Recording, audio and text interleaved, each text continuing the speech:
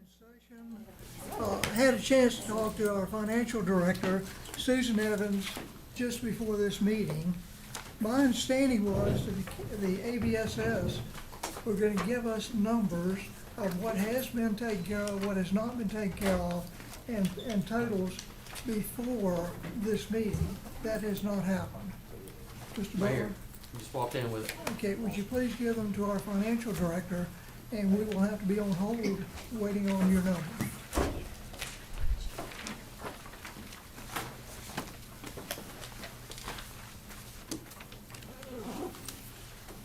Guys, I'm gonna take what do you need, 10 minutes to put a new spreadsheet together? About 5 minutes will be fine. All right, we're gonna take a 5-minute break.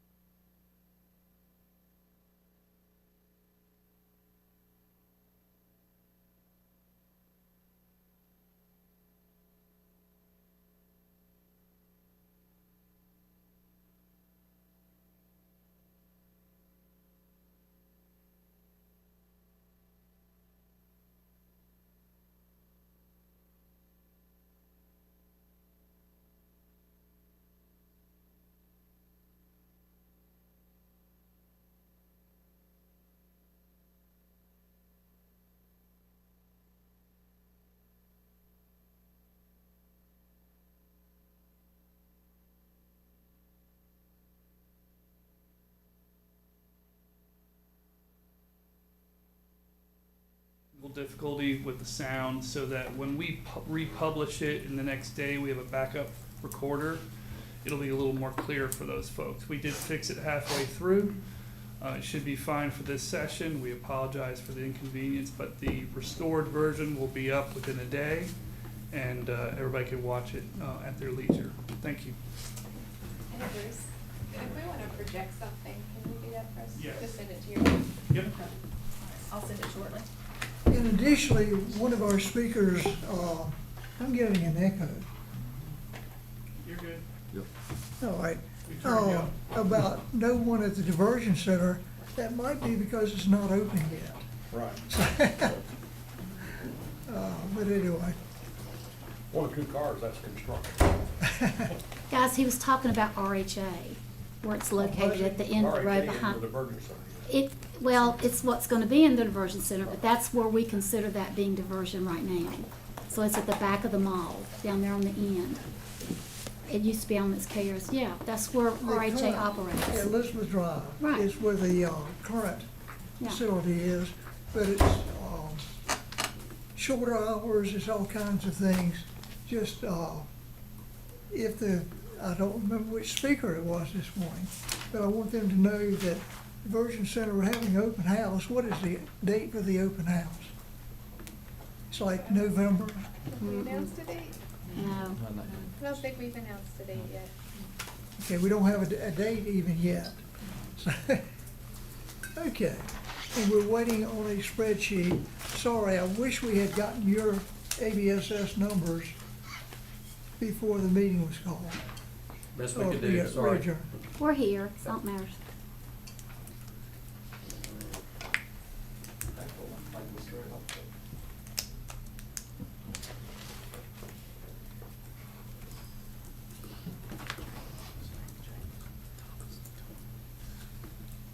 While we're waiting, I do have a question. Some of these HVAC cleanings, and Mr. Bass, you and I talked during the break, are being replaced. We already have the money funded to replace some of these HVAC systems that are currently to be or are being cleaned. I guess, Dr. Butler, this is your question. Can we do some shifting of buildings, shifting of whatever, to get students back in the classroom and go ahead and not clean the to be replaced soon HVAC systems? What's the story there? I'm not aware of which schools you might be referring to. I know that Pleasant Grove has a brand-new system, and we're not going to touch that. It's still being installed. So outside of that, I'm not sure which schools you may be referring to. Mr. Bass, can you? The IEP, so the industrial hygienist stated that and it's written that the schools that had toxic mold, the system had to be cleaned before they would actually clear it with an air test and give the approval for people to be back to reoccupy that school. Can you tell us which schools that are gonna be replaced anyway? I don't know what's gonna be replaced. I know what school's gonna be cleaned, but I don't know what school's gonna be replaced. Is there any way we can determine that? But I will tell you, the IEP is clearly stated, if they're not cleaned, they will not give a clearance for that school to anybody be back in it. I'm saying, but if we're replacing the HVAC system anyway, and we don't even know which schools. Mr. why- Hook is looking that up right now. Two And- different things. In terms of this crisis, 16 schools have been said to have toxigenic mold. Those air ducts there and HVAC has to be serviced. That's where we kind of drew the line with what we're asking for in terms of full cleaning. But in terms of replacing HVACs, are you referring to other capital funds that we're using to do that? You have designated capital funds for HVAC replacement. So my question is, which of those schools that have HVAC replacement, the money's already set aside, are being cleaned before they're replaced? And if that's an issue, we want to get the kids back in school, can we not shift them to maybe a shifted schedule with other schools, do something to get the kids back in school? I hate to spend, pick a number, $500,000 Right. to clean HVAC and then destroy it and replace it. I don't know how to answer your question right now because I'm not sure which schools we're referring to. In terms of going back to school, our intentions are everyone's back on Monday, September Well, 11th. I clearly understand and appreciate Mr. it. Hook, any idea? Yeah, he's referring to the ESSER projects, Okay. and, You want to come up here? yes. So I'm looking up the schools here. Mr. Wood, you have it. I'm missing one of them. Does it say specifically HVAC? Yes, sir. Okay.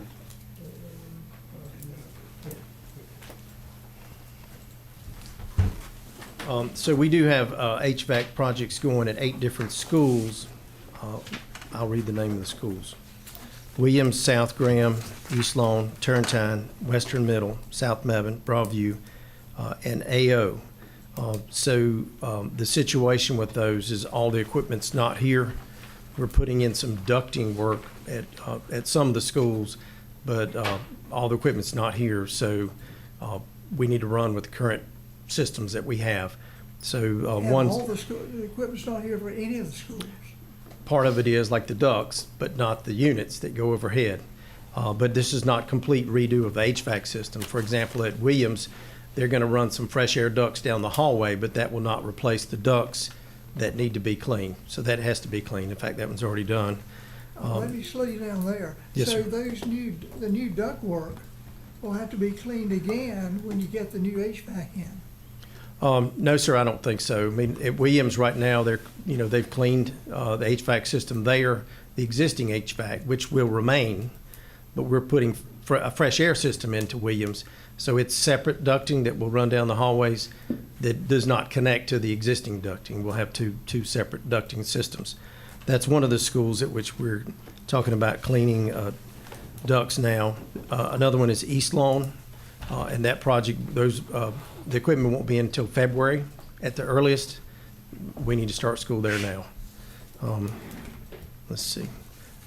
In Broadview, they've already cleaned the ductwork there, but that was new equipment there in Broadview.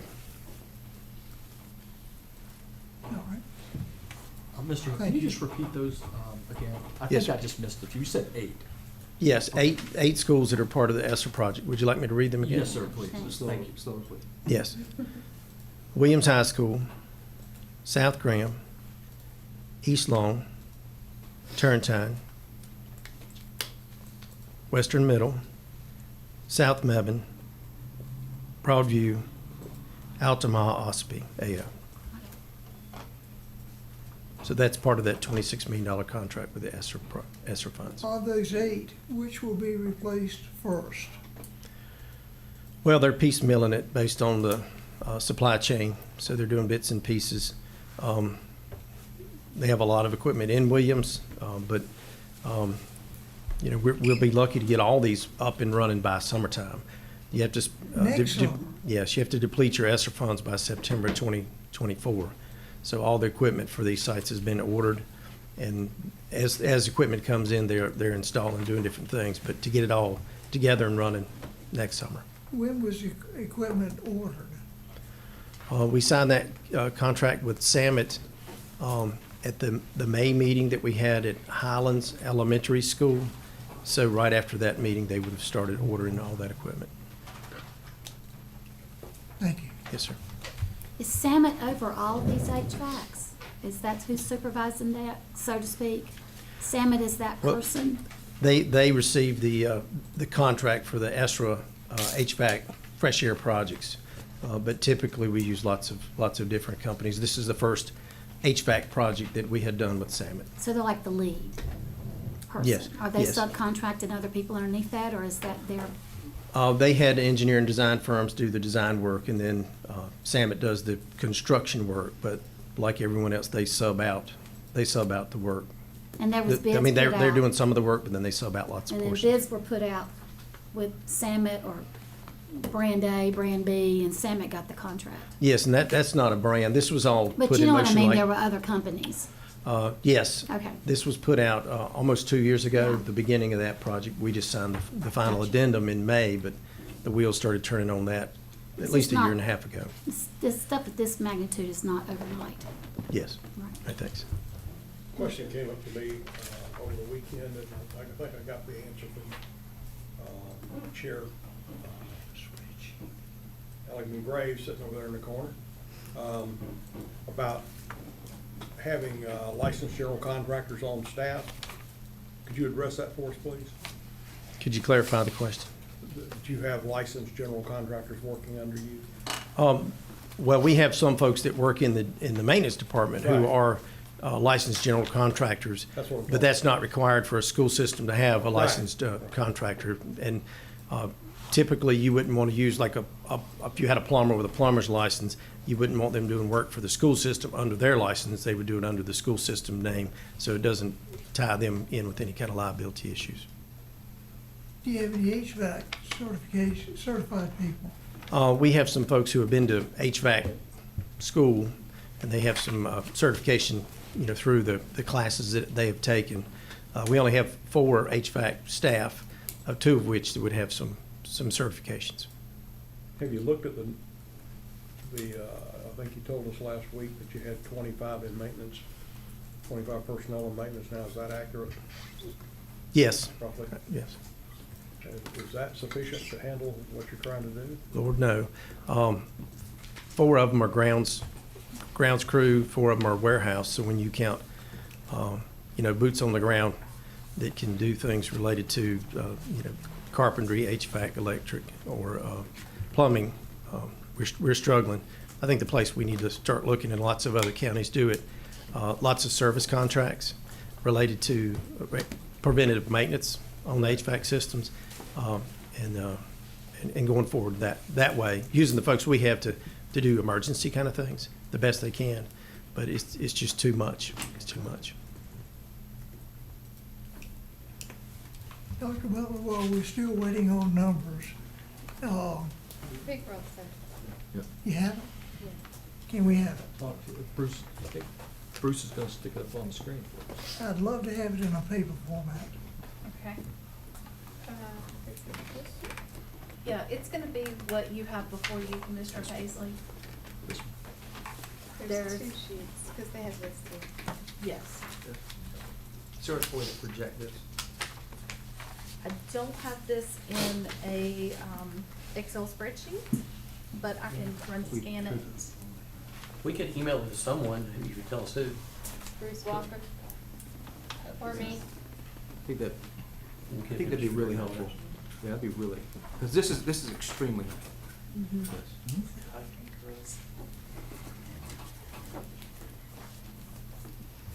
I'm glad to see the virtual schools do not need cleaning.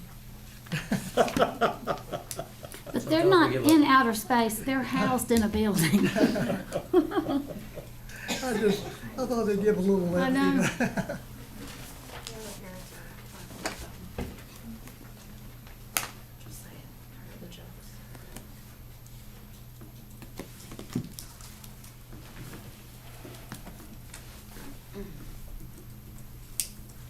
Well, while they're doing that, I think I have a couple questions that could get us, Please. make use of the time. Dr. Butler or Mr. Huck, whoever, I think it would be helpful for me to go back to where we were on Friday and use this spreadsheet to see where we've come since then, in order just for scope and severity and then cost. And where I remember we were on Friday, we had allocated a total of $1,355,000 for HVACs, not knowing knowing what a range would be for their use, but not, or for their fixing, but not knowing the actual amount. And as I do the math that we have in front of us for the HVAC estimates, based on your spreadsheet here, for East Lawn, Hall River, Williams, which we knew was 115, Eastern, Graham High School, and Woodlawn, I come up with $1,443,000. Do we have that, have we totaled that number? So it's, we're Which schools are you talking about? talking about the HVAC column for East Lawn, Broadview. not Broadview, East Lawn, Fall River, Williams, Eastern, Graham High, and Woodlawn. which I total to be $1.443 million. You said 1443? 1.443. Now, we had allocated 1.355 million on Friday, which I show a difference of $88,000 for those projects. Okay, if anybody's, y'all follow me on that, with me on that?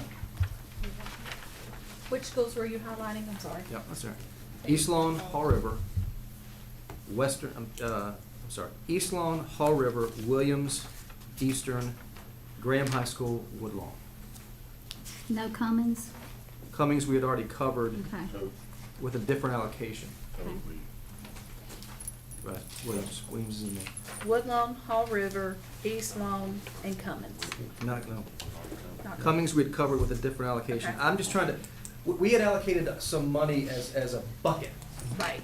that we hadn't filled yet. Okay. And so I'm trying to account for all that. So we had allocated 1.355 million Yep. for those 6 projects. They're coming in with the actual quotes of a little bit more, of $88,000 more. And I'm just making sure that we all agree that the quotes are $88,000 more than we had allocated on Friday. That's all I'm asking.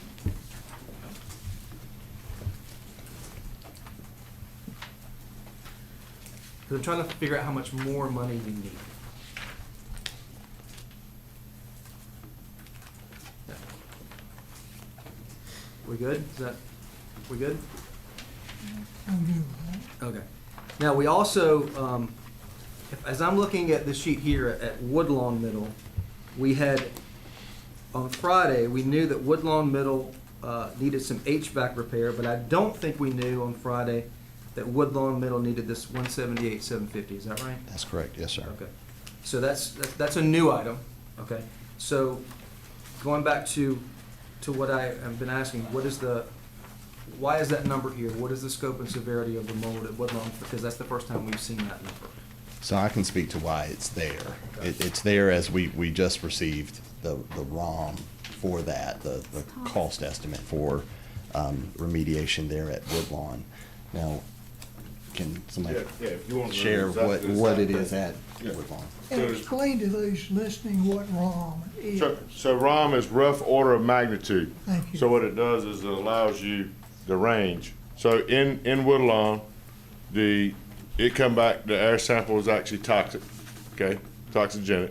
Room 308, the gym, and has elevated aspergillus. Room 308 as well, I'm sorry if I already said that one. Cafeteria is affected, and there's a basement under the media center that's affected, and then the gym's affected. Okay. So there's about 27,000 square foot that's affected. All right. So when you go in, them areas have to be contained off, so you don't affect the rest of the school.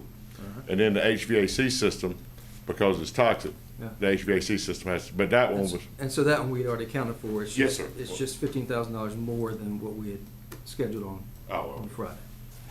And then AO on Friday, also AO was a whole, AO was an unknown Yes, sir. on Friday. And so now I'm seeing 155,000 for AO. That's a new number, isn't it? Yes, sir. And what's the scope and severity of the mold issues at AO?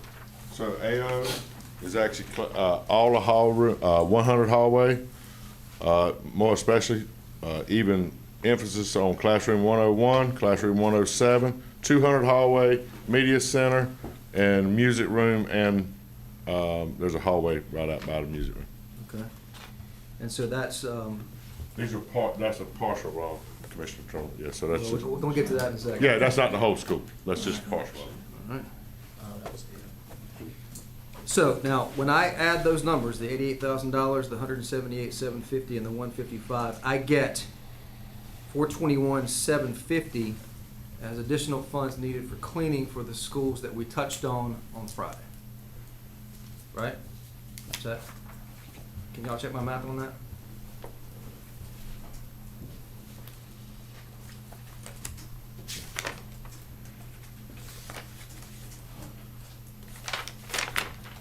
And what I'm just trying to do is true up where we were from Friday to now, so that we're all talking about the same things. All right, so that was AO. It was AO, it was Woodlawn Middle, the on the ROM column, and it was the $88,000 additional that was needed for HVAC cleaning for the 6 schools that we talked about before.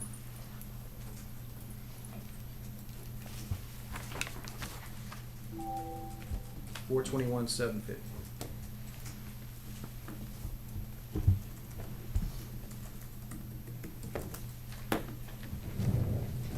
$421,750. Okay. Now, so I think we're all cleared up from Friday. What I want to talk about now is what's new. And it looks like we've got updated ROMs at 1, 2, 3, 4, 5, 6 schools that we mentioned this morning. Those are Alexander Wilson, E.M. Holt, Highland, Southern High, Southern Middle, Sylvan. And so let's just go down the list. I'm particularly interested in Highland, but I mean, starting with Alexander Wilson, an additional $75,000. What is that for on that ROM increase of $75,000? No, they received the inspection report, looking back, sorry. They received the inspection report, but he's got that. Yeah, I'm actually looking at this before I got it in the email. So actually, if you look, did you put it on yours? Yeah, I had it wrong. The thing of it is, so just so we're all on the same page. AO, E.M. Hope,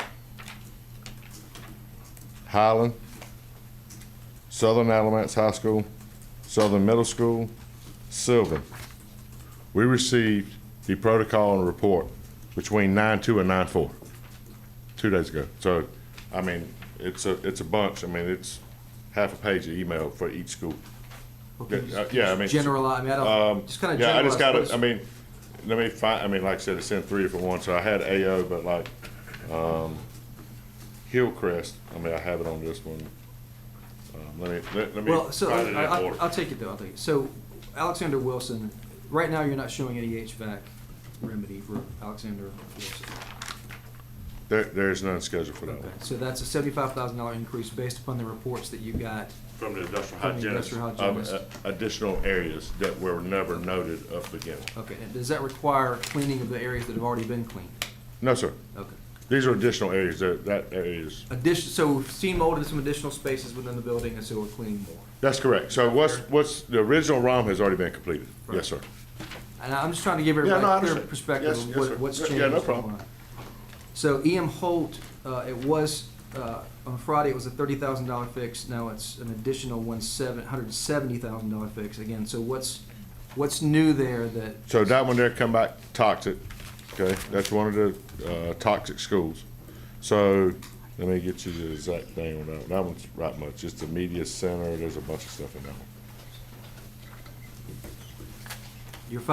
Generally you're finding mold in more places than what you originally believed you had mold. Yes, sir. So when we originally done it, we were given the direction to do A and B area. That's what we priced. Okay. The hygienist, so we have 2 different issues here. I mean, the hygienist sent us a report, and it says not only do A and B, do C, D, E, F, and G areas, and that's why that ROM increase is based on the IEP that we received either 9/2, 9/3, or 9/4. That's where them additionals come from. Okay. Now going to Highland, so this one, I mean, this is orders of magnitude different. Yes. So I'm seeing $15,000 on Friday, and now it's an additional $520,000 at a school that's pretty new. So what's happening there? All right, so Highland, I've had some other questions about that same issue. They're a relatively new school. let me find that one here. But that one there has a very large amount of, had a very large amount of ceiling tiles, and originally we were told to do only one little small area. Then we received our IH report. IH protocol said that every one of them ceiling tiles have to, and there's a large number in that school. Plus, there's 4 other areas, the cafeteria, the media room, and there's 2 hallway with 20-some classrooms, you know, when you add the 2 hallways together. Can you see that from just standing in the room and looking at it? I'm sorry, Can you see that is that visible standing in a room and looking at the ceiling tile? yes, yeah, it's right. Yes, absolutely. Can you see, oh, absolutely, I walked to school, yes, you did. yeah. Goes back to principals walking the building, right, doesn't it, Dr. Butler? Correct. We need that to improve. Okay. I can get, Commissioner Turner, I'm gonna research it, I'll get you the exact details in just a second. Yeah. Well, as we, can you do that in just 1 second, go through these other three? Oh, yes, sir. Southern High, the same thing, it Friday 92,400, and now it's an additional 120,000. What's the additional scope for it, Southern High?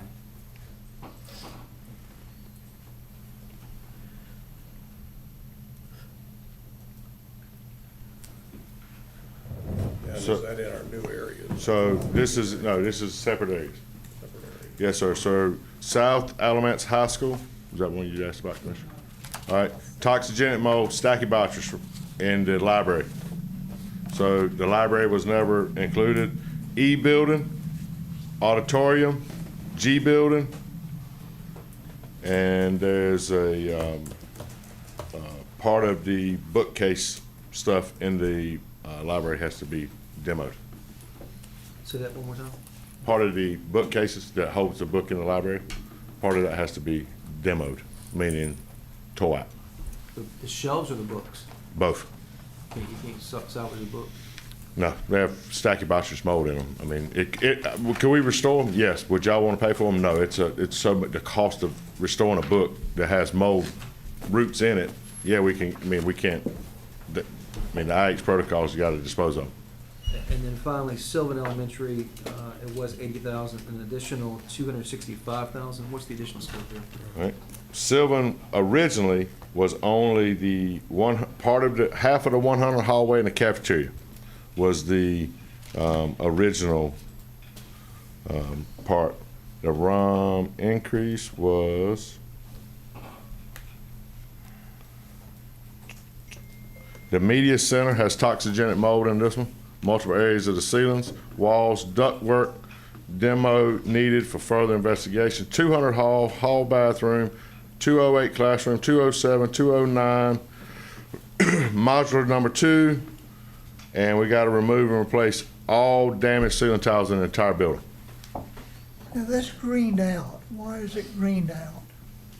That's just part of my, and I apologize for the coloring. I didn't get that cleared up before I finished. It's just a working document to help me keep track of things. All right. So, not being able to read the number, you can give me that number, the increase. So the increase for Sylvan is $265,000.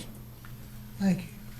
So when I add these new numbers, for the ROM increases over the weekend, I get $1.27 million. Yes. Which when I add to the 421, we just earlier talked about, I see the total for new requests for funds at $1,691,750, is that right? So we need to revise one number. While we were talking, I've taken this and put it into a spreadsheet, so it's a whole lot easier to calculate. Yeah. When we look at the HVAC that was approved on Friday Right. versus these, it's actually a difference. I'm coming up with 27,000. Oh, So 27,000 plus the 155, 178, 750 gives us additional cost there of $360,750, and then adding that to the 1.27. Want to repeat that, please? Sure.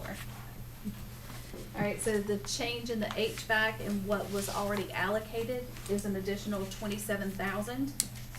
Then the AO project, 155,000.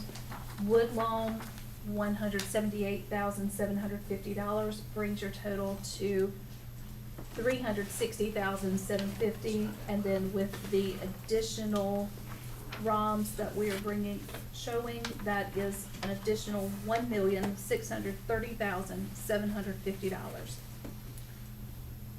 okay. Mr. Bass, while you're looking at that, which of these schools, on your spreadsheet,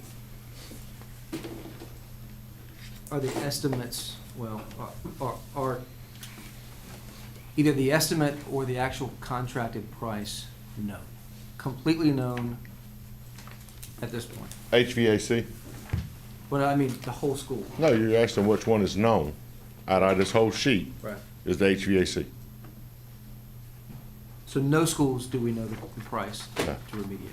Well, the ROMs we know, but the final price, no. Do we know the final price for any school? No. Because the way it went, you know, these guys are working 13, 15 hours a day. All that information's entered the next day or the next 48 hours. When you're entering a couple thousand people, plus all the pieces of equipment and all of that stuff goes, and then we actually send it to the national subject matter expert in time and material billing. They audit it before we turn it in to the client. Are any of the schools, do any of these schools have ROMs that are final to include HVAC or knowing that HVAC is not needed? Are any of the ROMs final? As of this moment, this is the information we have, but let me tell you how easy it changes, okay? So from when we recessed, when I left here at whatever time it was and got back, I can go ahead and tell you William High School is going to increase dramatically, and here's the reason why. The industrial hygienists, the chalkboards have to be removed in that school. The chalkboards tested positive for asbestos. Asbestos. So they have to be, one, the state has to issue a permit, and then they have to be remediated. So that is not included in this ROM because I would have never wrote that up front. Every single blackboard in Williams High School need to be. The first floor and second floor, every one of them has to be disposed of. Yes. Why? It's full of mold behind it. It's glued to the wall, and the problem is over time what they've had is they had a block wall or substrate. They've had corkboard, chalkboard, and then another chalkboard on top. The actual chalkboard itself Is that asbestos? is asbestos, yes, sir.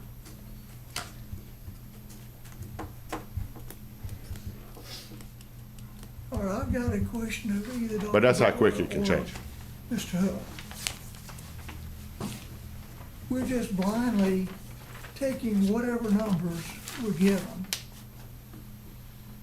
What check work, who are you bringing behind these folks to make sure everything is done, one, correctly, two, cost is correct, three, you have contracts, you've indicated they have no caps whatsoever. This is a totally unknown and unknowable number.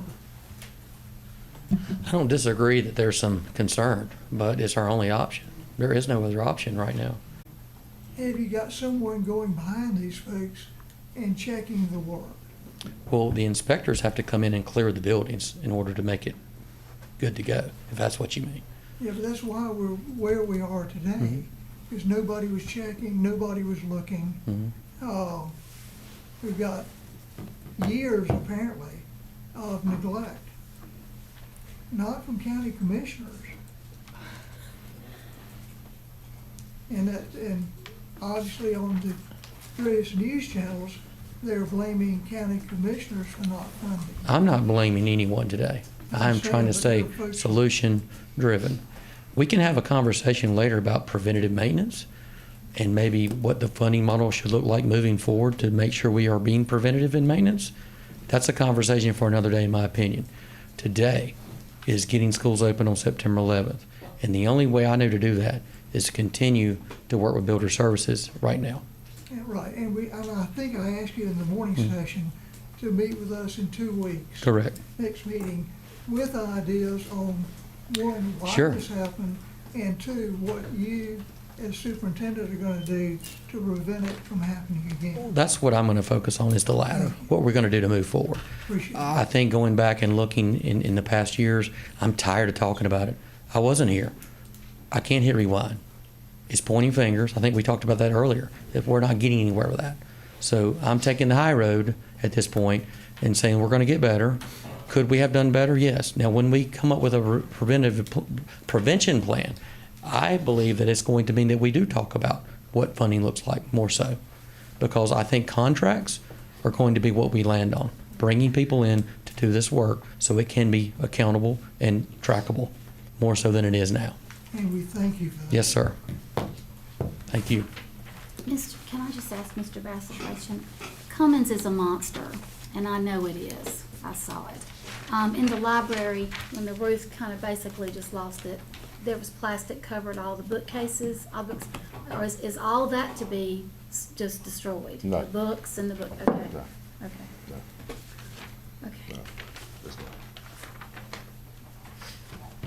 not. I apologize, I'm checking my cell phone because those that could not hear this morning promised to text me if they could not hear this afternoon. So give me just a second, please. If you see me checking mine, it's to make sure I can hear.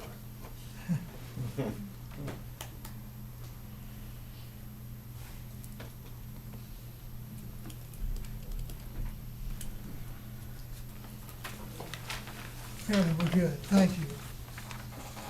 Mr. Walker, thank you for that correction.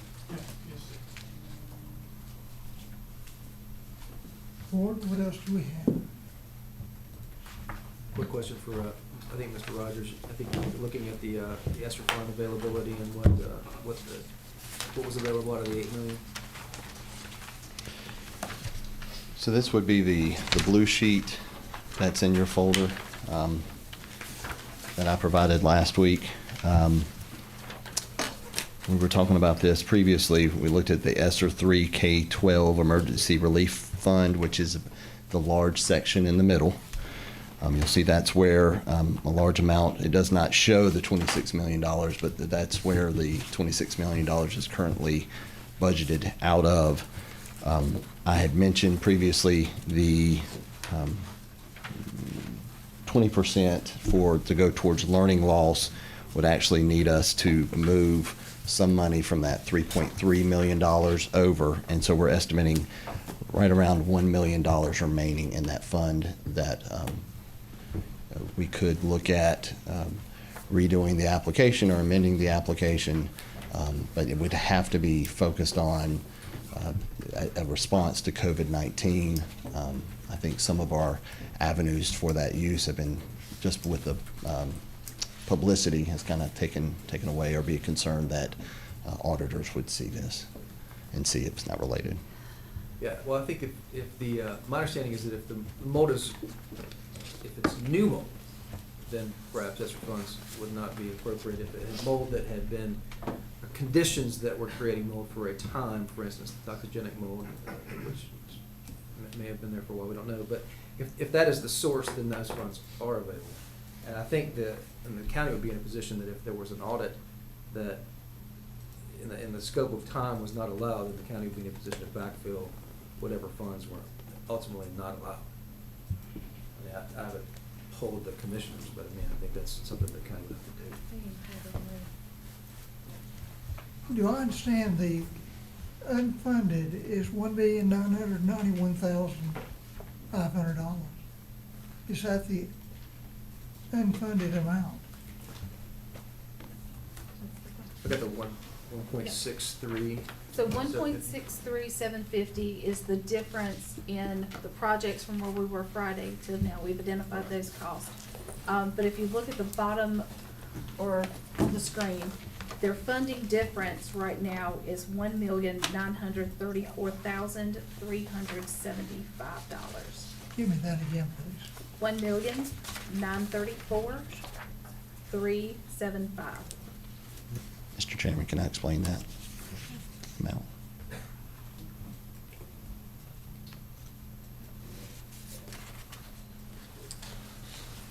I thought we were at 1,630,750. Can I explain that? Oh, I'm sorry. Let Mr. I'm Rogers sorry. explain that. It's okay. Can I explain it? Mhm. Okay, perfect. So there are, the difference, if below the black bar, you'll see some other cost related to testing, the $40,000 and the $320,000. These are using agencies to pre and post test. If you'll, the PBR, the post verification remediation. It would be the green page.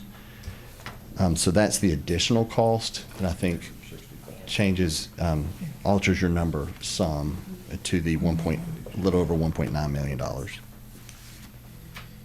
And then we still are waiting on 2 HVAC quotes for, I do need to point that out, North Graham and Ray Street Academy. There is a reason for that coloring. That's why that's yellow, to remind me that we are waiting on those quotes. So, Ms. Evans, what is your number?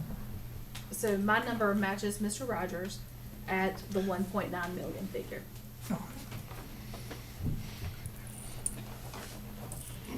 With the additional You've got a cost. motion, guy, you have a motion. Well, now, so the 1.9, I'm sorry, 1,934,375. Now, on Friday, there was we allocated monies in excess of what the request was, at $745,000. Is that right? So if I need to know what's left, I would subtract from the 1.9 million to 745,000? So I'm gonna jump in. You go right ahead. There's an additional sheet in your packet. This goes over each motion that was made. This includes the special call meeting with the Alamance Burlington School System on August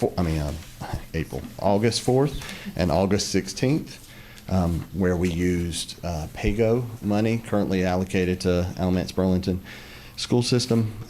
But then you'll see with the start of the August 28th, the August 30th, and the September 1st joint meetings, you'll see those motions that were made. I tried to provide some detail that I could hear on those recordings. So, yes, and so in those, there were, because we didn't know the full values, we allocated an additional $745,000. And so that's accounted for with that difference. It is. The difference It amount. is. Yes, I'm sir. just trying to figure out what's the new money and what money covers it and what additional money really needed based on where we are now. Yes, sir.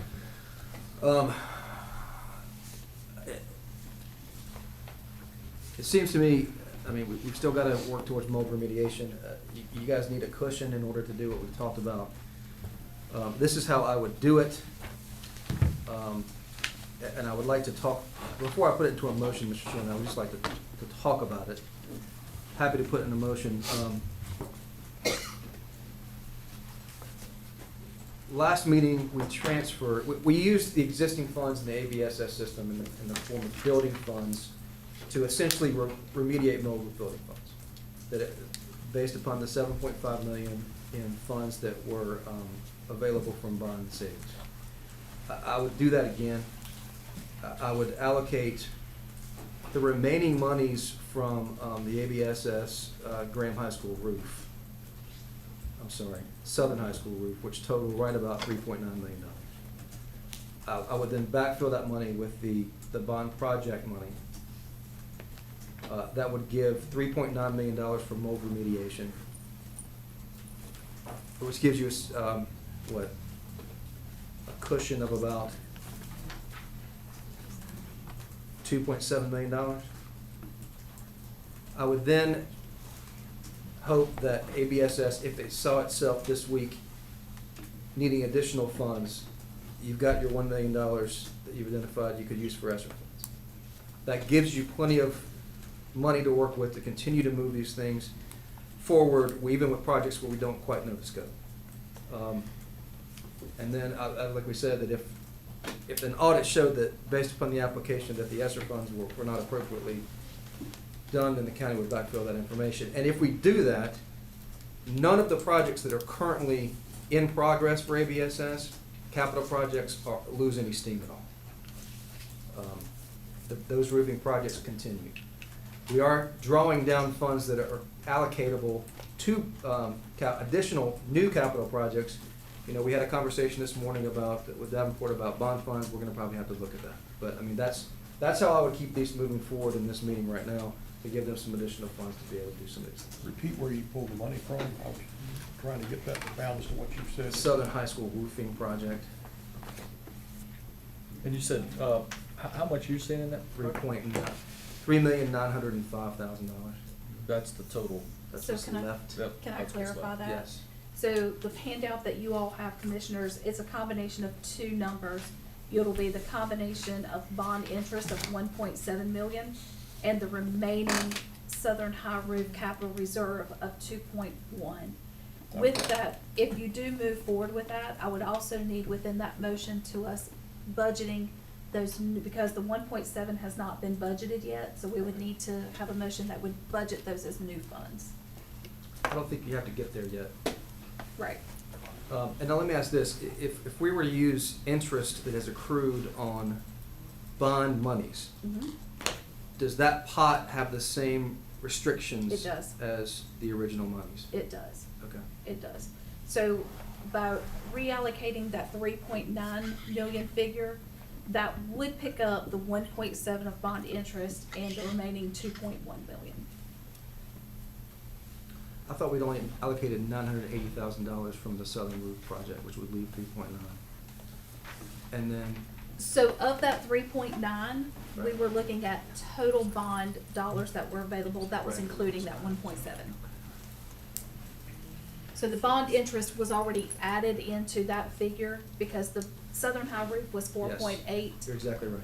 and then the You're exactly additional right. at It would take Southern. additional funds, not all of them, but some of them, Right. yes. Is the Southern High Roof everything that's not new? You know what I'm saying? Is it the former Southern High, not including all the additional bond I will have to buildings? defer to Mr. Hook on that. What is that, Greg? I mean, is Yes, that, it's everything that's not the new portion. okay. So we don't need to let that continue to leak, if it's leaking, so to speak, right? It's not as bad as the rest. It's the Not as last- bad as still leaking. It's the last one of the group of four that. That's like kinda pregnant. No, you either are or not, so. But this plan won't, I know. It does not stop that project. I like Mr. Bass, but I don't want him ever here in 3 months talking to me about leaking. I'm sorry. Well, he Nothing can come personal, back, just dude, don't bring nothing us any more personal. bills. Nothing personal, but still.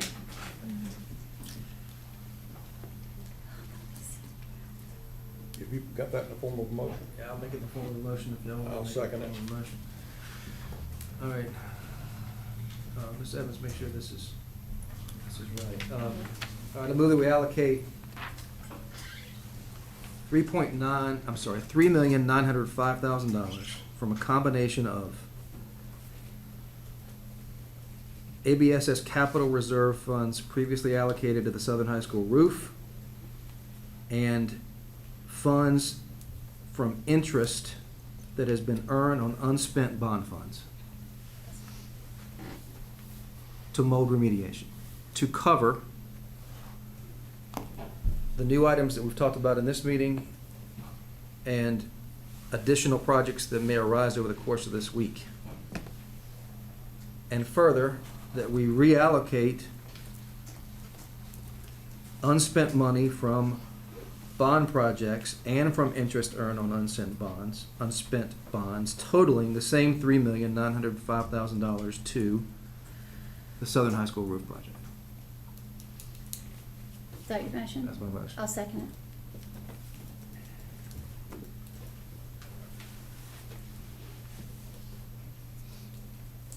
I think you said meant from instead of to, right?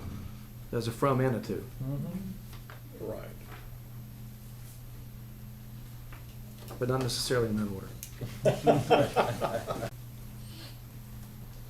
I'm just really concerned. We keep throwing more and more and more taxpayer dollars, and we've got to clean up the issue. But I'm really concerned that school systems entering contracts with no caps and no way to determine an eventual end.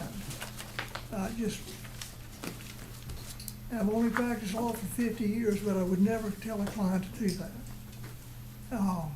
It just really concerns me for the taxpayers and the students and the teachers and everybody else concerned. Any other discussion? All in favor signify by saying aye. Aye. Any opposed? School system, you have your money. We will see you in 2 weeks. Mr. Chairman, question, do we need to set a meeting, potential meeting date between now and Friday in case something else comes up? Is that a need we need to look at? I'm not sure. This afternoon, when I left here, a yellow jacket flew in my windows. I got him, landed on my neck, and my wife, who's highly allergic to bee stings, grabbed it and threw it out the window. Nice. And then I got home and we had other issues at my home. A guy almost ran me off the road. I'm tired of all these meetings. I want to clarify, if I can, Mr. Turner's motion gave us a little bit of leeway for some overage. Do we know, I've not done the math, do we know what that number is? We can pull that up quick. It's not 740 anymore, is it? 1,934,375 minus 745,000. Okay. I'm hopeful that we won't need to come back if we can stay within that figure. Thank you. We all are. Yeah, Just yeah. concerned about. I think it's good to have that number. We I appreciate think it's that. good to have that. I think it's around 1.9. Yeah, that's what I have. $1,970,625 I was, is unallocated right now. That's the first. And we knew that there Pretty was a much. cushion when we voted on it. Right. I'm just clarifying that that's what we're going to work off of. Okay, we're not adjourning, by the way, but hopefully we're getting beyond Getting this 2.7. immediate issue. Is it, yes, sir? I'm sorry, what was your issue? That- What they need on these, what they're asking for today is 1,934,375 minus 745,000. I did not take out the 745,000. What I'm because that 745,000 is built into the 1.9 figure. It's not though. Well, the 1.9 figure that they were showing as the difference is in with the funds that they need. So That's what- not how I understand it. So what I was taking was the $3.9 million that we've reallocated from capital reserve to bonds to free up that money, subtract out what was needed at 1.9 million, leaves a buffer of 1,970,625. Well, when we looked at new monies that were needed today, it was the 1,630,750 plus the additional figures here of 360,000 to make 1,934,375. We gave additional monies, which are these are expenses. These are not revenues. We gave additional revenues on Friday to the tune of $745,000. And now we're giving an additional 3.9 million. So I'm seeing about So the $2.75 million. The 1.9 million figure, and Mr. Rogers can explain it if I'm not saying this Mr. correctly. Rogers is saying it is accounted for in what he gave you, the 700,000 figure? Yes, it's within that, because if you look at their figures that they have, they're showing the overall project cost right now of the $18.4 million. And when we subtracted out what we had already allocated, including what they spent in Pago for for Andrews and for Newland, that's the 16.5 million. That gives you the funding difference of the 1,934,375. So how much money do they have extra? So according to my calculation, $1,970,625. We'll go with that, but I'm not convinced, but I'll talk after. And, so there's about $2 million out of these identified funds now. I'm not sure if your board has to vote on that or not. And then I think we talked about that our board would, I think, would backfill 1 million in ESSER if those funds were Understood. chose to be. So that totals about $3 million right now Okay, for additional work this week. okay. Just wanted to clarify. Thank you. Thank you, Board. And that includes the 740 that Well, Ryan was talking about, just in case we have these other schools, we're coming, remember? That was Mr. Bowden, the 700, that was like the extra in case, the ones that hadn't tested at all. that's what we're the ones that disagreeing tested. about. exactly, But but I talking think you're about right. now. It's- My it's numbers already match you, in but those. I'm off by a decimal point. So I think Ooh. you're right. Well, it's a minimum of $1.9 million, a minimum. Yep. It could be an additional 700,000. Okay, thank you. And hopefully we will see you in 2 weeks with how to never do this again. Oh, that's what I was going to say. I would like the opportunity to work with Mr. Ellington Graves to schedule that with you, to make sure we all can be there, okay? In 2 Well, weeks. our regular meeting will be 2 weeks from yesterday. So that gives you 2 weeks minus a day. Okay. And it won't be a joint meeting, but I guarantee you'll have time to present. I figured. Quick question if I may, Mr. Chairman. Was I think it'd be good for us if you all would update us daily Sure. on the changes. We can do that. Therefore, we know how much slop is left, I mean, how much Yeah. Funds. Allocation is potentially left. Sure. How much is And not. Mr. Bass sends us a daily email every morning That would with be really changes, and that helpful. would be our, And send that to our Alamance County email sites. we'll do. And we've been getting more updates from the public and from the news media than we have. from Well, we just the added you to our emergency PIO listserv, so you're gonna get a whole lot of stuff. Excellent, because I definitely had told Mr. Hook in our meetings this week that I would certainly like to have any and all documentation that you have of fixing any school down to the bricks. Yep. Because this is, we can take this information and we can scan it into our Right. into our computers, and we can always have it at our Sure. fingertips. And that's why it's really important to get every single document, because not just for this commissioner board, but the next. Sure. So you're on our listserv now to receive all of that, just like my board would. Thank you. I probably should not say this. Oh, The dog, Discretion is the better part of valor. bee may get you again, you better watch it. If she's recoiling like that, you probably shouldn't do that. if you go online, it's either Saturday or Sunday, I think it's Sunday, Facebook, and they had, That's bad for you, sir. Yes, sir. I totally agree. Talk There about was a toxic. Facebook release that saying you were going virtual, and it was online for about an hour, and then it was removed. I'm guessing that was not from No, ABSA. we've not released anything. ABSS has not released anything about going virtual. That is not our intention, and we have worked very hard the last few days, as have you, to make sure that we go back in person on September 11th. And Dr. Butler, the purpose of that statement was not pointing fingers. Just to or clarify. making it happen. It was, don't folks out in radio land, Mhm. TV land, or whatever, believe everything you see on Facebook. Because that was totally erroneous, was up for about an hour, and then was removed. Yeah, was not aware of that, but no, we're not planning on going virtual. Thank you. The timing and the cost of going virtual, as I understand it, would take us longer to get up and started than being ready to start on the 11th. Am I Yeah, correct? we would have to come back to you to ask you for more funding for hotspots. And the amount of prep work for the teachers to get ready to do it with Fidelity is immense.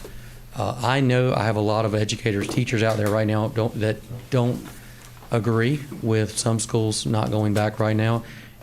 Ms. Thompson made a good comment about like this winter weather. We're trying our best to stay on the same calendar for all kinds of reasons. And in my opinion, in-person learning always is the better choice than virtual. Definitely. So we're going to get there on September 11th. Right, Mr. Bass? Absolutely. Okay. How does this impact the school calendar?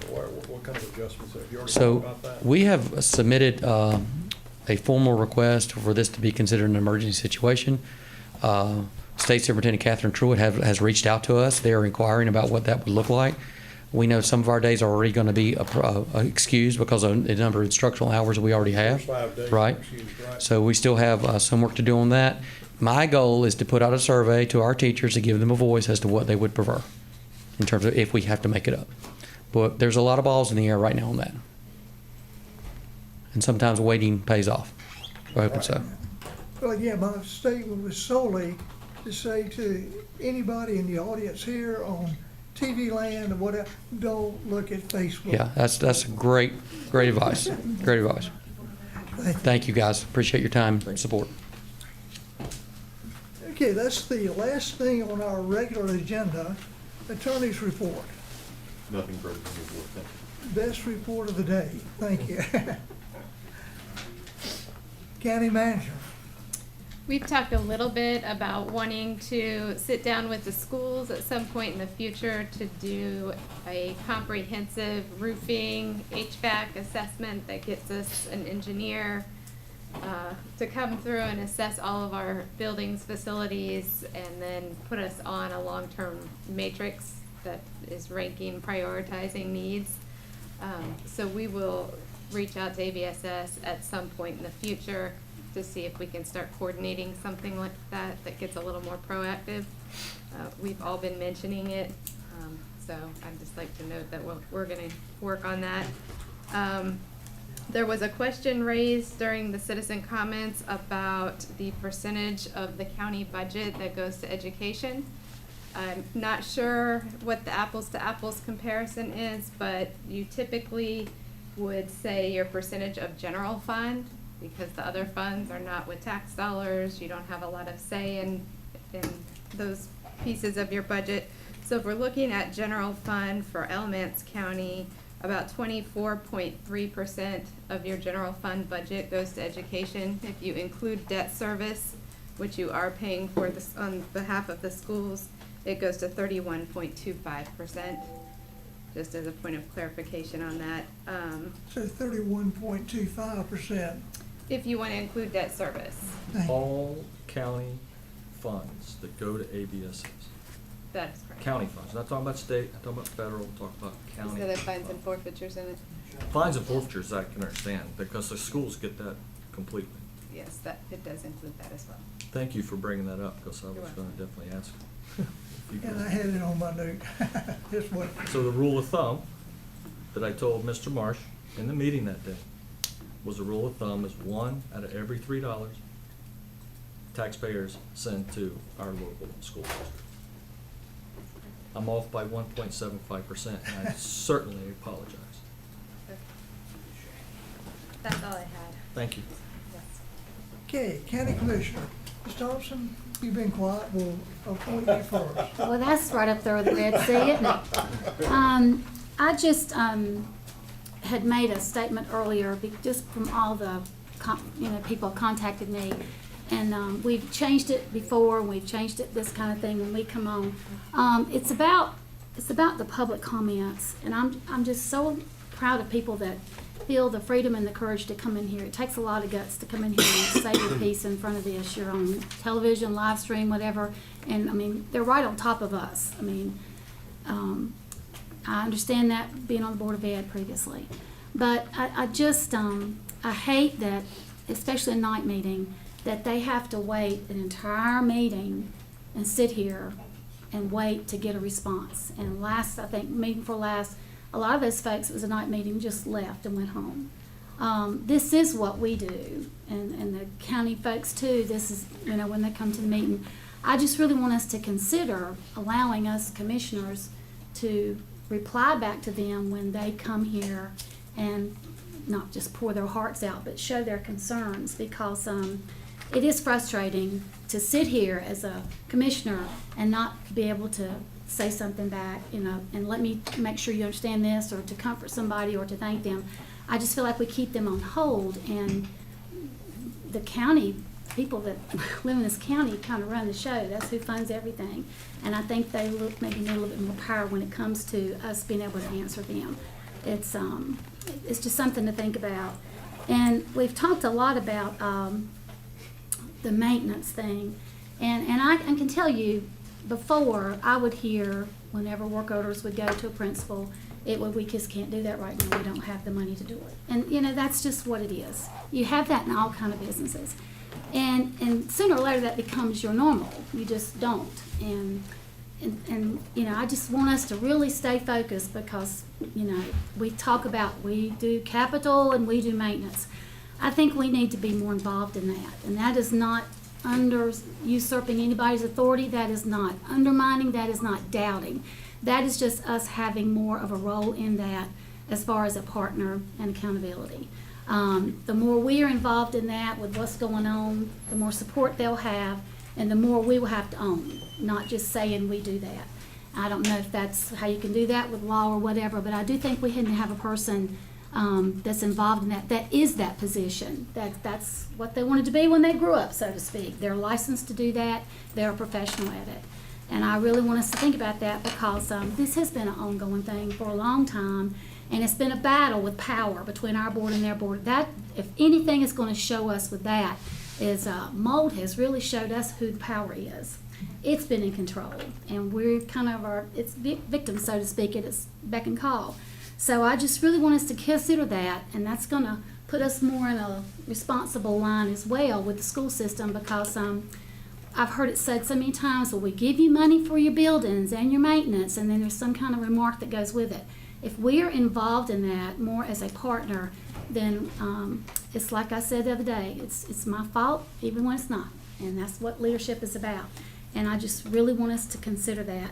And this meeting you guys have, what's it called? The little abbreviations. I think I would appreciate it once that meeting has happened, that is reported back to this commission board, because I don't never hear about it. Not because it's not, I don't go to it, I'm not part of that, but I would like to know the outcomes and the conversations of that so we can be more supportive on both sides and just be more knowledgeable. That's it. I think the more that we commissioners talk about the boards we sit on to make each other aware of that, just the better leadership we'll have. We just need to really be informed. Mr. Lashley. Thank you, Chairman.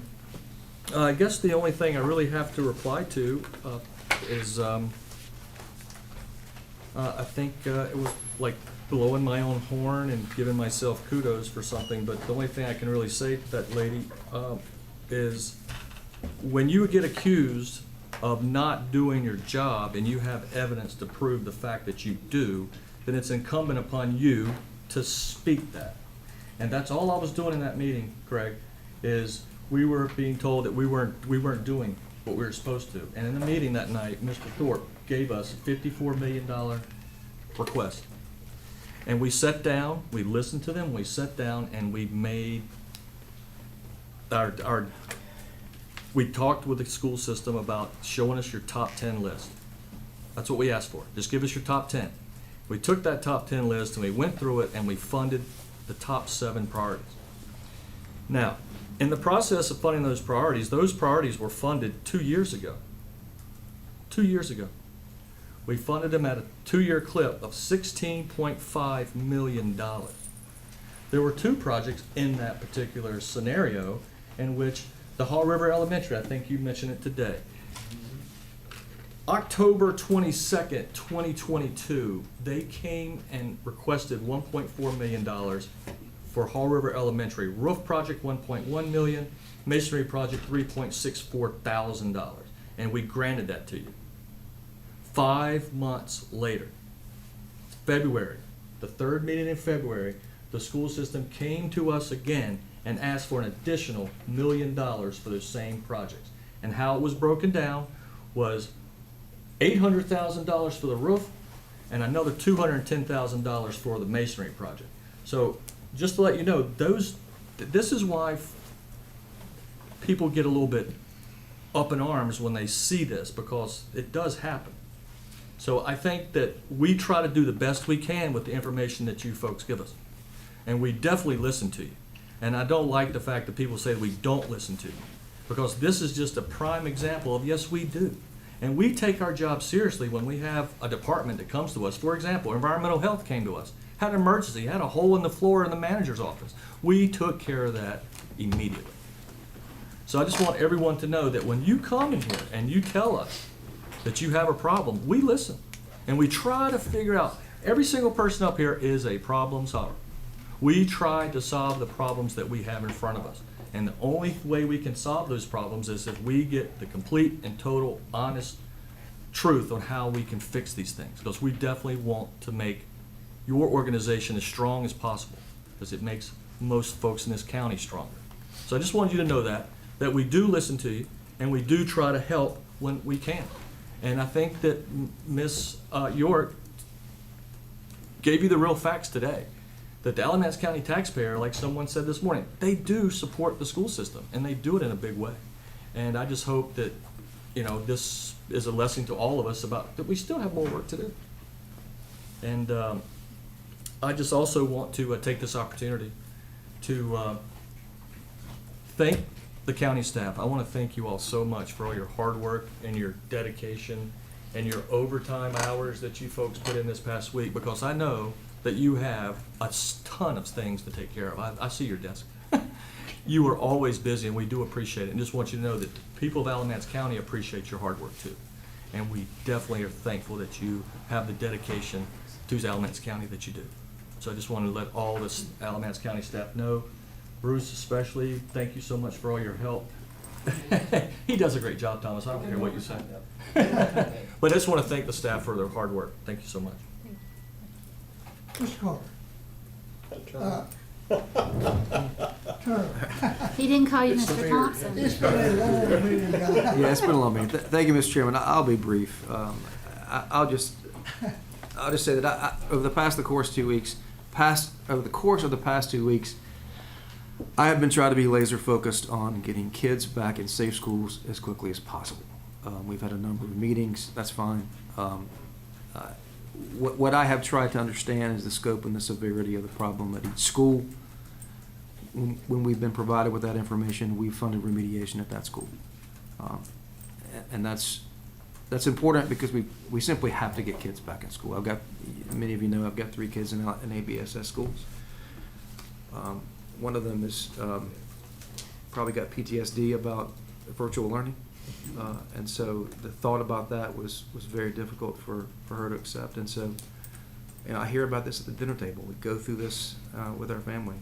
This is personal to me, and obviously to 26,000 kids in the district. So I will continue to be laser focused on getting this mold remediation done in the schools where it needs to be done until we get the kids in safe schools as quickly as possible. Mr. Carter, Sure.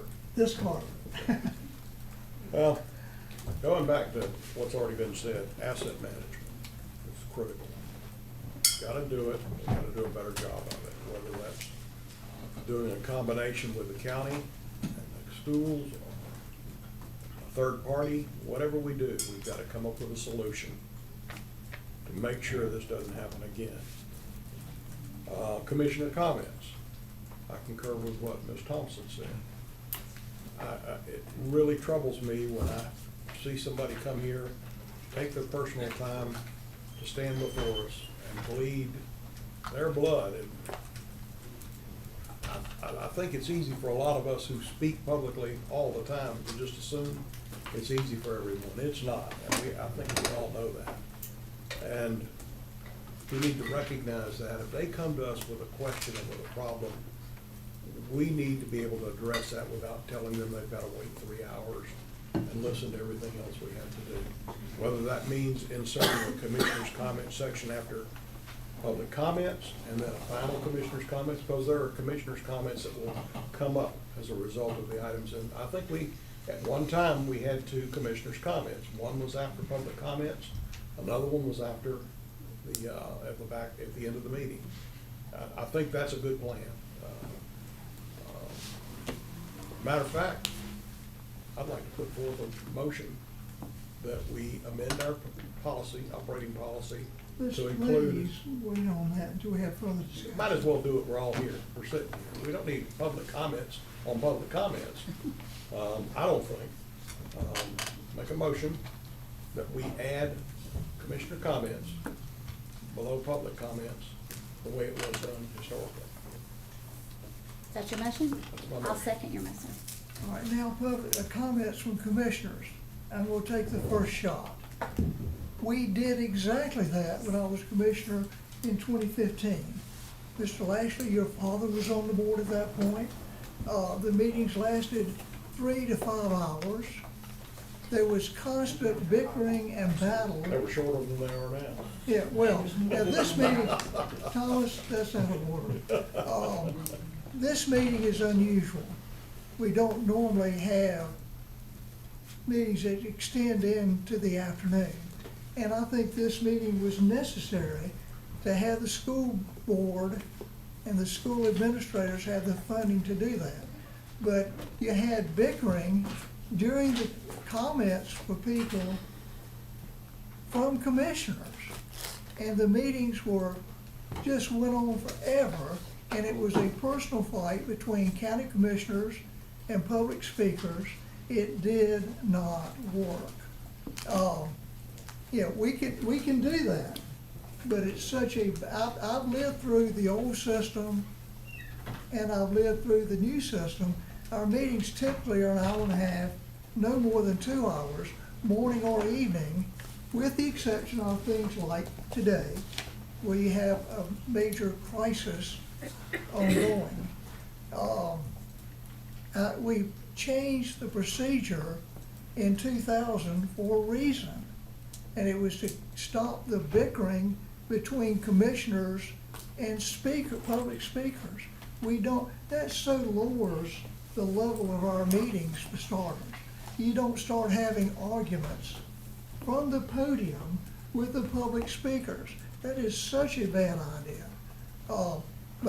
And if they don't care enough about their comments to wait till the end of the meeting, then they aren't all in it anyway, first off.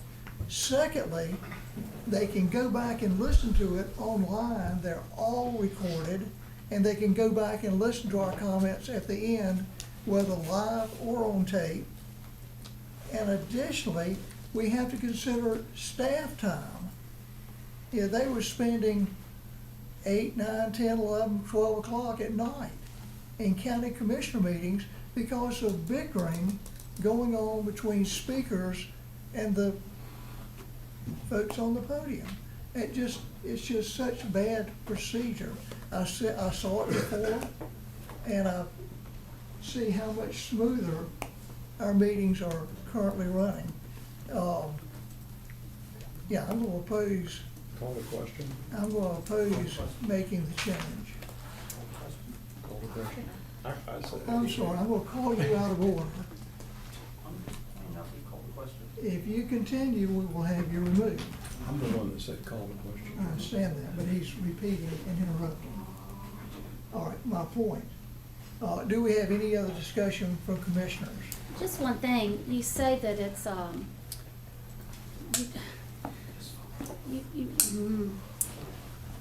you say that it just runs a lot smoother if we don't have that, that it's just easier for us.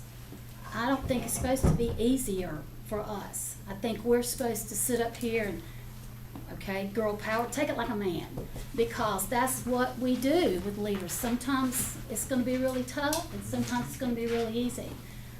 This week has been really tough because of how important it is. To me, it's been life and death, because it just has. The effect on moms and dads and kids not knowing, and that uncertainty will wipe you out.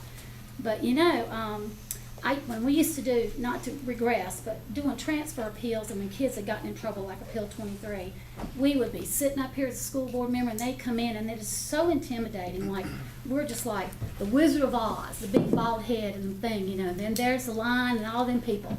And that's just not how you deal with people. You got to really come down to them and hear them and have empathy for what they say, because we work for them. We are here at their mercy, and we can be out of here at their mercy. And I respect that.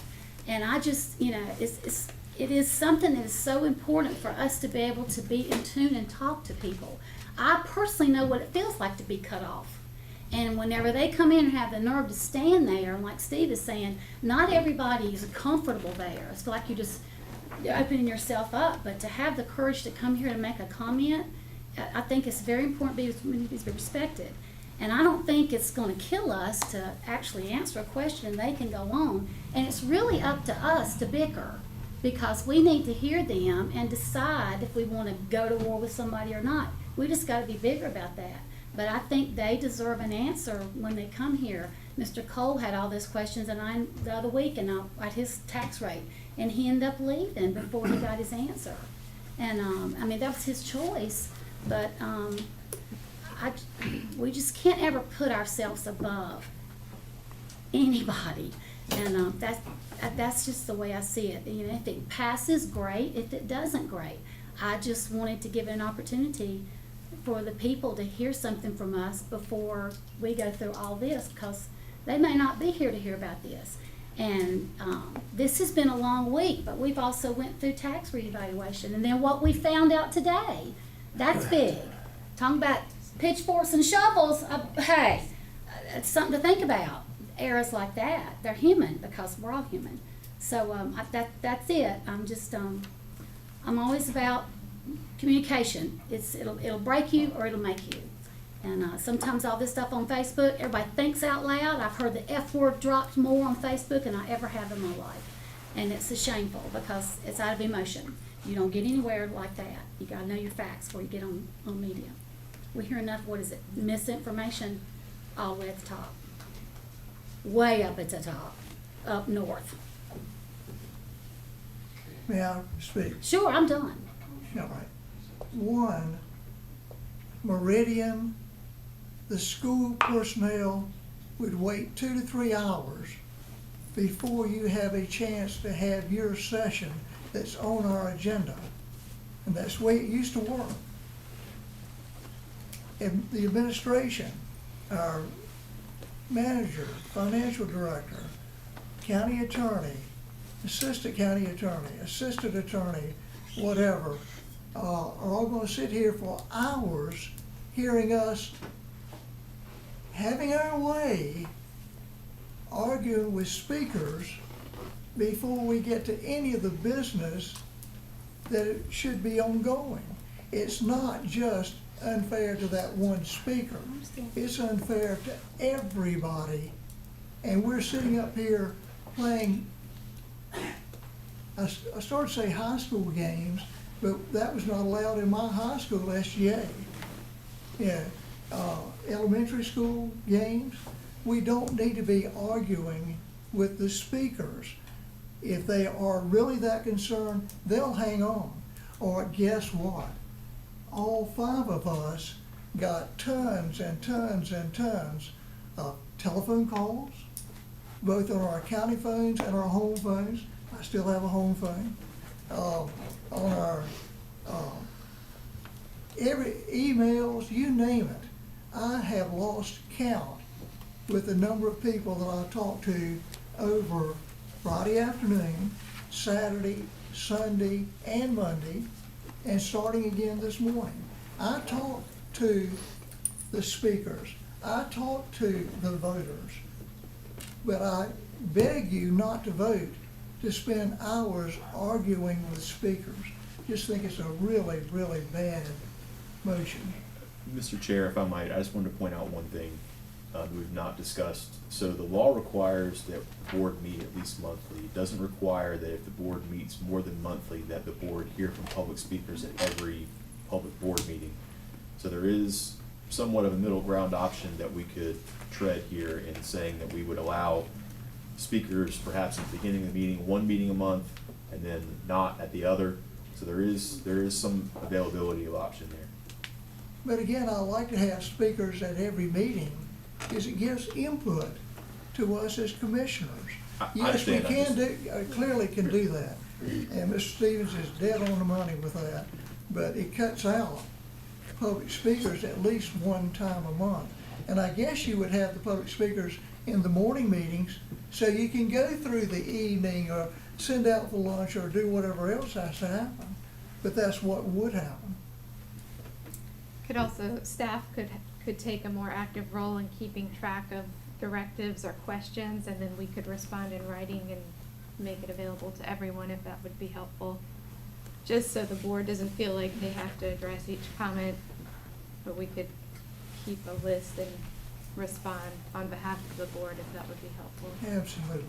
And Mr. Paisley, you're right on what you say, because I saw the mood and the attitude change of the county commissioners when that particular thing happened. At that particular time, there was actually, you didn't know the meeting started for like an hour after it was gabbled in because of the back and forth. Because, you know, for example, someone comes in and tells you, like the lady today, that I was blowing my own horn. Well, if I wanted to step forward and say, hey, look, you're wrong because of A, B, and C, that's just gonna cause it. That's just gonna cause, that's not gonna be good. I've seen it with my own eyes, and I have heard it with other commissioners saying that was a horrible idea because it took away time from the meeting, first and foremost, and secondly, it did create angst between commissioners and speakers, and to be honest with you, I've heard speakers go out the door in a county commissioners meeting yelling.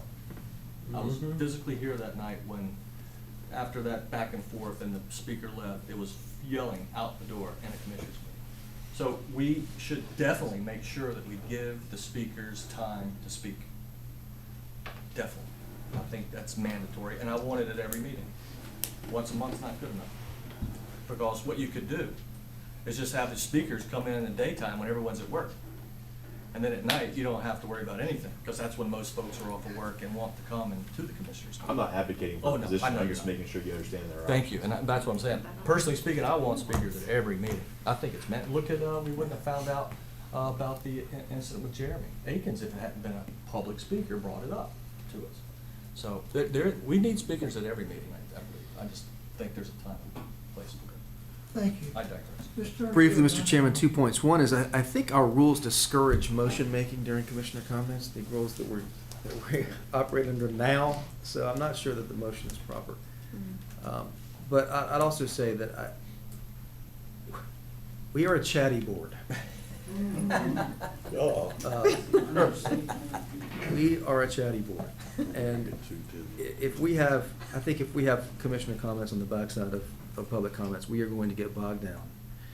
And a lot of issues that are off the agenda, and the folks who have planned to present are going to get moved further and further and further back. And I don't think that's fair to them. I think the way it exists now is okay. I'll withdraw the motion and finish my comments. Excellent. Please. I still feel the same way, because I'm Well, it chatty. doesn't mean I have changed I my am mind. chatty Cathy, I don't Withdraw mind it. Well, three of us have other jobs. Really? Yeah. That's interesting. Ms. York, I think you provided me with a number. This was probably back late spring, early summer on what and I know, I think, I remember where it was. I don't know if you recall where it was. There was a comment made earlier today about the 4% sales tax. And how much, somebody said something about it raising $8 million. Based on this year's sales tax revenue, I think we projected it at $4.5 million. Is that correct? $4.5 million increase? Yeah, I'll He's have about to look to my Yes, it trusted was. finance director. Bear with me just a minute, because I do have that file. We have a sheet for that. And you'd asked me over the weekend as well if we were tracking to meet budget on the Right. sales tax numbers, so we can pull that, as well. So what we had for fiscal year 22 was that an estimated 4% on the sales tax would bring in $7.1 million. 7.1. Look at the sales tax projection for me. Just to add to that, it's amazing how credit card debt is over $1 trillion now. So, sooner or later, that decline button is gonna come up, and then what's gonna happen? It's really something to think about that. Ms. Carter, you have the floor, I'm sorry. Well, I had asked another question too, and she's looking at the information that's we're waiting on. All right. Okay, She hadn't brought me the information yet. No, Commissioner Carter, your question was, what was the, after when we ended the budget? She was looking at the trend in sales tax. I'd asked that question over the weekend. Oh, I thought you were asking like, what was the projected overage that we would receive for this Well, what year's the- budget? The first question was the projected overage, or the projected value of a 0.25% sales tax, $7.1 million. Second question is, where are we trending in sales tax right now? Are we level, are we up, are we down? Earlier this year, we were going down. So is that in regard to fiscal year 23? Okay, so fiscal year 23, we came in receiving total receipts of $46.5 million. And that's all articles. For 23-24, I just received an email Friday about the first distribution, so I have no information on fiscal year 23-24 at this time. Okay. Because they are 2 months delayed. They are 2 months delayed, so our payment that we've received for September is for July. So it'll take a day or two to get that processed. So how does the 23 compare to 22? So 23 to 22, we were up about $3 million, slightly under $3 million. So we're slightly up $3 million, okay. And you said the total was 46 and a half? 46 and a half, yes. And granted, that is all articles, so please remember that there is a portion of Article 40 and 42 that is restricted. Yes. Right. And those numbers are in that total. And I think you can see it in the Davenport model as well, how it trickles down. Yes. People talk about the 4% sales tax being a negative for the lower income bracket, but it's not on groceries and it's not on gasoline. So, I'm not saying it's not a factor, but two segments of something everybody has to buy that it doesn't impact. You good? I'm done. I got one question for Ms. Evans. The sales tax number, the 46 and a half number, when you take out buckets 40 and 42, and I believe those are the things for the school system, that 46 and a half number is actually larger. And if I got my calculations right, that's probably between 10 and $12 million more. I would have to look at that in greater detail. No worries, I was just thinking of those two buckets, because I keep an eye on those things quite closely. Because I do realize that that's what helps the ABSS fund their Davenport model, to fund the bond projects and other things. They also are able to, we get a lot of money on sales tax that actually makes their capital reserve account expand. That's correct. Thank you. Okay, my comments. One, I want to thank this board. The boards used to interrupt each other constantly under the old procedure. It was just Katie bar the door and chaos. That has changed tremendously since 2020 with our new procedure. And I want to say thanks to each of you. Secondly, to the school folks, and I'm talking to Dr. Butler, Mr. Hook, school board members, and I thank you for being here. But Hall River Elementary keeps coming to mind, as Mr. Lashley just mentioned. We funded that in 2015, they're talking about the roof, the brick fascia, mold remediation. I'm told 2017, 2021, whatever it was that you just talked about, and we don't, the North Carolina General Statutes, monies that you as a school board, school system receive from the state, and you do not spend by law, under the general statutes, you are required to refund that to the state. There is no ifs, ands, or buts. On the other hand, the North Carolina general statutes do not allow the counties to recover monies that are appropriated in one or any number of years. We do not, by statute, get that money back. We have another request, whatever. And Dr. Butler, I have a lot of respect for you. And I'm trusting you and Mr. Hook and the other school folks that are here to turn that around. Please don't ask us for the same money multiple times. If there's an overage, I understand that. But we've got to prevent what has happened and I understand that's in the past.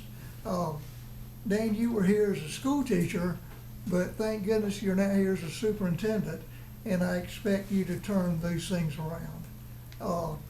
And then the last item I have is I look forward to our next meeting and having from you school folks, and I don't care who the presenter is, but I want detailed information, and I'm really looking at Mr. Turner, who I called Carter earlier. We all need actual requests, numbers, accurate numbers, as fully as you can. And we need to be planning together these projects. I really don't want the public, the taxpayers, the students, the teachers, to be hitting these surprises again.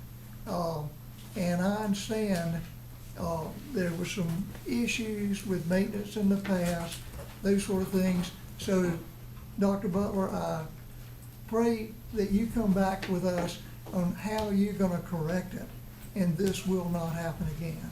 And I'll look forward to that meeting in 2 weeks. Thank you. Okay, that's all I have. Any other commissioner comments? Okay, do we have a, So moved. do we have a second to adjourn? I'll second. All right, I think Thomas just seconded as well. All in favor of the adjournment, say aye. Aye.